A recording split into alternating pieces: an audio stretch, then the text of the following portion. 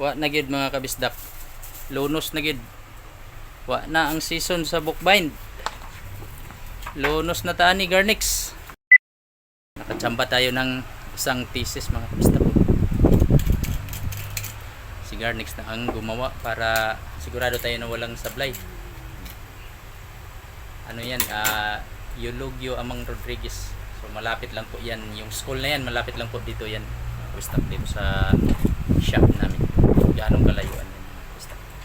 Alright, so yan, isa lang po ang tanggap natin ngayon. Sana madagdagan pa pero tanghali na. So yung machine pa lang ni Garnix ang nainit. Itong machine ko ay yan. So kailangan muna nating painitin ito. Kasi kahit hindi ginagamit, kailangan medyo painitin natin ng konti para hindi lang ano yung heater nito, hindi masisira. So papainitin saglit tapos patayin. Yan kabistak, parang bubuhayin mo lang ba. So ganun yung machine natin. Right, so ito kasi nagagamit na.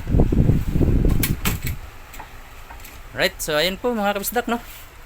Madalang lang talaga yung ano ngayon, yung nagpapa-hardbound ng thesis.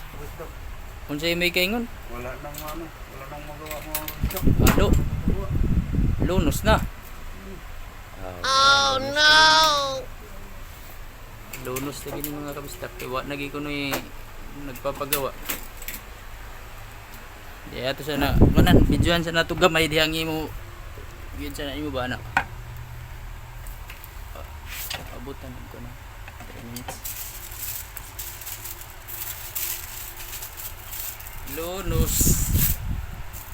Ang sunod pa nga season sa kuan pa no.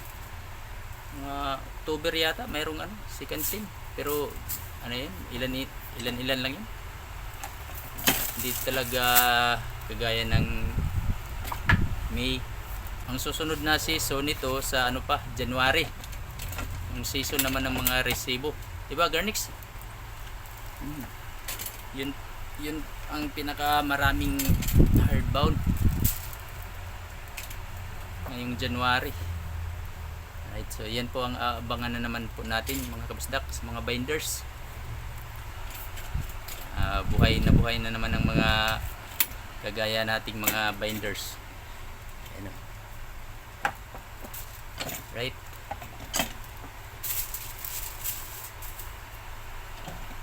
Ngayon datog natay dagko mo.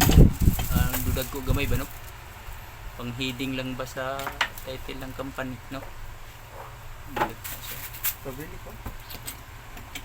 Ano ba? Ano sa nasarili? Yeah, bukan. Palit. Go. Alright. Marami lisa? Wala. Gahapon 2 kabag. Sakto gid siya 2 kabag. Okay naman. Work lang.